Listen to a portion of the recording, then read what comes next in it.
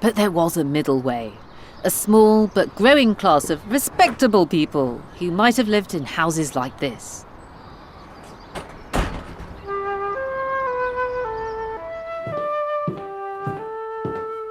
This isn't the sort of place where anyone waltzes.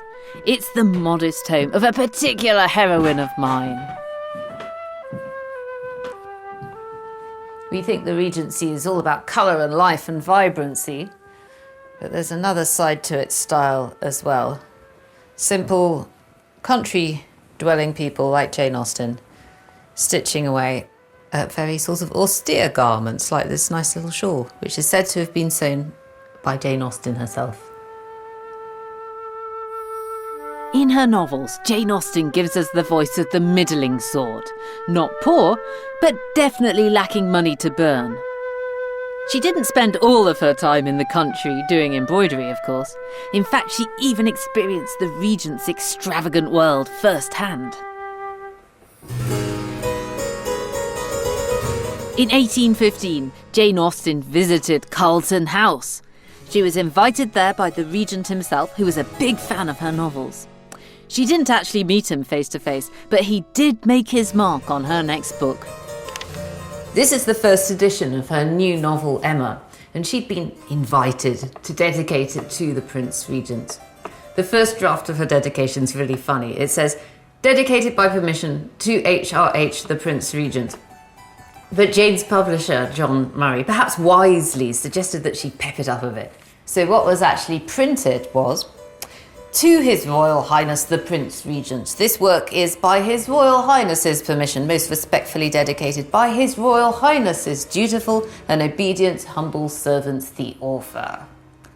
It's ironic that poor Jane was made to include this, given her well-recorded views on the Prince Regent. A couple of years before, she'd written to a friend about her support of his estranged wife, Princess Caroline. "Poor woman," Jane had written, "I shall support her as long as I can, because she is a woman and because I hate her husband."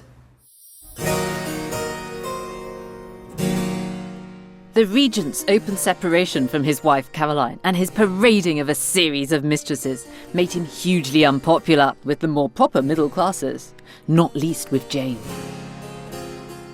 Although we often think of her books as a bit apolitical, all romance and nice dresses, her disapproving views about the morals of upper-class society are very much on show.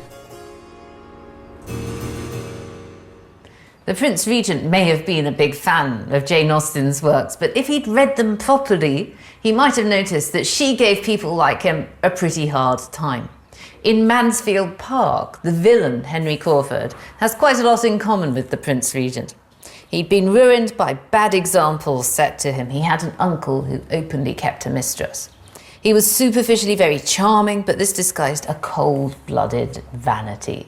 And just like the Prince Regent, he was addicted to remodelling perfectly good houses. He wanted to knock them about and alter them in line with fashionable but frivolous ideas of ornament and beauty.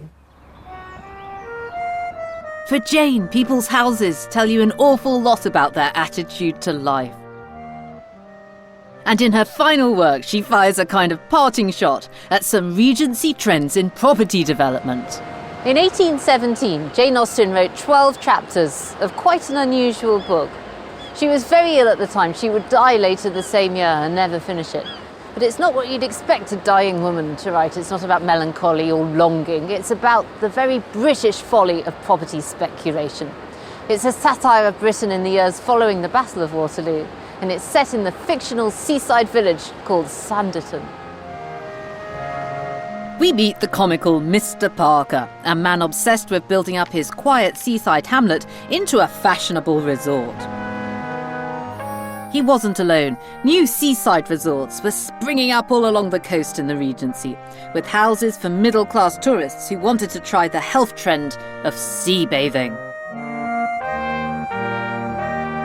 In Sanditon, Mr. Parker has traded in his honest old family home for a flimsy, fashionable residence exposed to the biting sea breezes.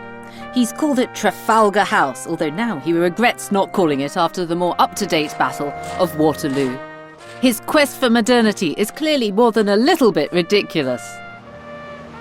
Now, you may personally agree with Jane that old-fashioned houses and old-fashioned values are worth preserving, or you might be a moderniser like Mr. Parker.